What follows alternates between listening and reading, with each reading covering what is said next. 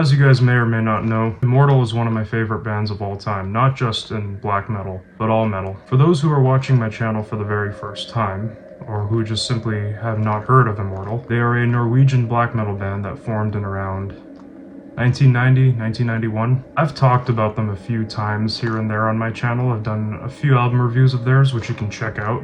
If you just look through my channel, you'll find it. But the one thing I've never talked about is their early stuff from the 90s, especially the early 90s. So I'm honestly pretty excited, for this being my first video in quite a long time. I'm pretty excited to discuss this album today, as this is their first masterpiece and the first introduction into this fucking awesome band. So we start with the intro. The intro is quite slow and haunting. There's these harrowing acoustic guitars that are going at a very slow pace. It's almost as if we're drifting along a dark sea late at night. We hear the spirits above screaming in terror as we are slowly coasting by as the waves pass. I find the elements of atmosphere in this intro to really make it a good introduction into the album. It's almost as if you're opening this gate into pure darkness. Now, the first actual song on this album is Call of the Winter Moon. We start with quite the excitingly paced drums and guitar riffs, kind of introduced to Immortal's early deceptions of their signature sound. Abbot's vocals are quite haunting and demonic,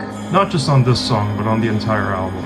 It's a little different on this album. His voice is a bit more raw, it's a bit more gritty, whereas other future Immortal albums, it's raw, it's haunting, it's demonic, but it's more euphoric. There's a bit more reverb, and it's almost like he's screeching from the top of a mountain, whereas here, like, you really feel like the rawness in his heart, you know? Either way, I love this. This is their earliest and rawest sound. I would say Call of the Winter Moon is a perfect introduction into what exactly Immortal is all about. We then dive into the Unholy Forces of Evil, which is another great example of Immortal's shrieking and haunting sound. Their guitar work isn't as heavily progressive as their later albums, but the guitar riffs you do hear, they fucking stick with you. You fucking remember them. You vibe to them, you catch on, you feel it, you know? It's a little more repetitive, but you feel it. And I will say, this album, although it's not as polished as their newer albums, it's got a bit more of a hazy sound. Like I said, it's fucking raw, man. It's them in their rawest and most demonic state, if you ask me. I fucking love it. For its time, it's definitely ahead of its time. There was nothing really else before it, with the exception of a few black metal bands that were kind of up and coming. And like I said, some of the songs' longevity, though repetitive, it keeps you listening. You get that with a lot of tracks on here. Cryptic Winter Storms is another example of that. Longevity of the song you don't even notice, because they add elements that keep you engaged and keep you listening and keep you excited in a way. And like I said, this is a perfect example of a song on this album where the guitar riffs just stick with you. They're repetitive, but they stick with you. You know, you're just vibing to it while Abbott's screaming his heart out. That's one thing I didn't really mention much earlier. Abbott's vocals, he's screaming, he's raw, he's shrieking, but like, you feel a lot of his pure emotion. Like, you feel him singing from the heart. You feel him screaming from the heart. You feel his pain, you feel whatever emotion he's trying to evoke.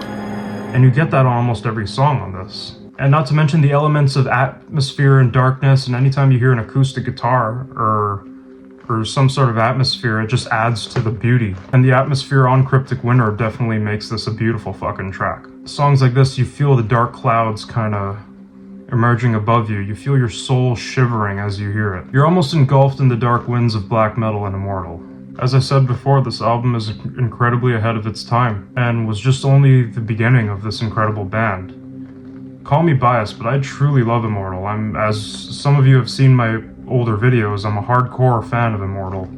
I'm big on black metal in general, especially the stuff from the early 90s. I don't really have a lot of negative things to say about this album, because like, even the lack of its polish and quality give it that raw early 90s black metal sound, which a lot of bands kind of had at that time. I will say, from a negative standpoint, the drumming at times on a lot of songs can be a bit boring and just kind of there. But that's something that they got better with over time on their later work. You don't want things sounding too chaotic or invasive, but you still want the blast beats and the fills and a bit of variety in black metal drumming. I would say Cold Winds of Funeral Dust was a definite example of the drumming being a bit stale at times. Not a bad song though, you barely pay attention to the drumming to be honest, but... And towards the end, you do hear some blast beats kind of sprinkled in there, so I will give it credit there.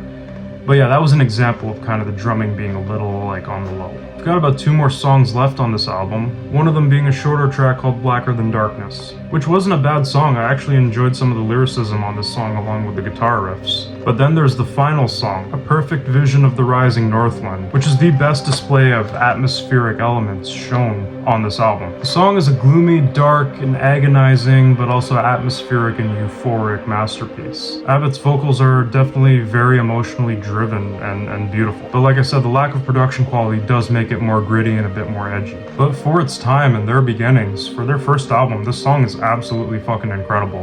And it's a perfect display of what exactly Immortal is. I will say it is one of my favorite songs that they've done.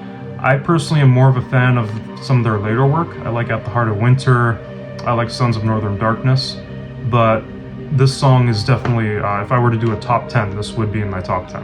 And like I said, anytime that acoustic guitar comes in, it adds so much fucking beauty to the music that we are hearing. This album, as I said, it was ahead of its time. It's like no other. It was the first glimpse of what Immortal had come to be, and they really kicked the door down and came in with a bang, you know? But it also showcased a really raw, edgy, kind of grittier side, but it was definitely one of the stepping stones that transcended black metal. Along with Mayhem and Darkthrone's early work, this album is definitely up there as one of the essential classic black metal albums. And I really think if you're an Immortal fan and you haven't heard this album, you should check it out and see what you think of it. I personally think it's pretty good. It's not my favorite Immortal album. As they progressed a little in the late 90s, they got a lot better, but it's still a pretty good fucking album. Yeah, that's all I gotta say about Diabolical Full Moon Mysticism. It's been good to talk to you guys again. I should start doing this more often. Thank you guys for watching.